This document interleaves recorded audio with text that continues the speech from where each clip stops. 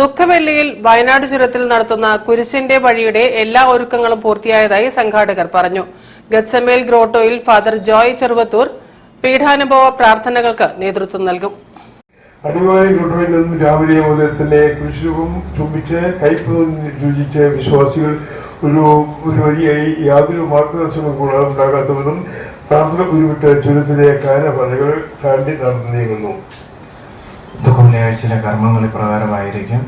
ആദ്യം അടിവാരം ഗത്സമേൻ ഗ്രോട്ടോയിൽ നിന്ന് രാവിലെ 7 മണിക്ക് റവർ father Joy Cheruvathur VC Vincentian Ashram Puthuppadi അദ്ദേഹത്തിന്റെ നേതൃത്വത്തിൽ പീഠാനുഭവ പ്രാർത്ഥനകളും സന്ദേശങ്ങളും ഉണ്ടായിരിക്കുന്നതായിരിക്കും. ദുഃഖവെള്ളി ദിനത്തിൽ രാവിലെ 9:30 മണിക്ക് റവറൻ ഡോക്ടർ ജോസി താമരശ്ശേരി ദുഃഖവെള്ളി സന്ദേശം നൽകും. തുടർന്ന് യേശുവിന്റെ ഗാഗുൽത്ത മലയിലേക്കുള്ള പീഠാനുഭവ യാത്രയെ അനുസ്മരിച്ച് അടിവാരം ഗത്സമേൻ ഗ്രോട്ടോ മുതൽ ലക്കിടി മൗണ്ട് സീനായി ദേവാലയം വരെ ഫാദർ തോമസ് തുണ്ടത്തിലിന്റെയും വൈദികരുടെയും സിസ്റ്റേഴ്സിന്റെയും നേതൃത്വത്തിൽ 15 കിലോമീറ്റർ ദൈർഘ്യമുള്ള കുരിശിന്റെ വഴി നടത്തും. ആ കുരിശിന്റെ വഴിയിലാണ് ഈശോയുടെയും മാതാവിന്റെയും ഭക്തശ്രീകളുടെയും വെറോനിക്ക, ഷമയോൻ തുടങ്ങിയ യഹൂദ വേഷം ധരിച്ച പീഠാനുഭവ യാത്രയിൽ വലിയ മരക്കുരിശ് വഹിച്ച യേശുവും മാതാവും ഷീമയോനും വെറോനിക്കയും ഭടന്മാരും ഭക്തസ്ത്രീകളും ഉൾപ്പെടുന്ന യഹൂദ വേഷധാരികൾ കുരിശിന്റെ വഴിയുടെ മുൻപിൽ അണിനിരക്കും.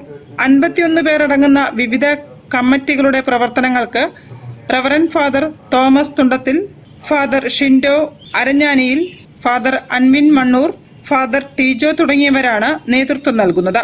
കുരിശിന്റെ വഴി യാത്രയ്ക്കായുള്ള എല്ലാ സജ്ജീകരണങ്ങളും പൂർത്തിയായതായി സംഘാടകർ വാർത്താസമ്മേളനത്തിൽ അറിയിച്ചു.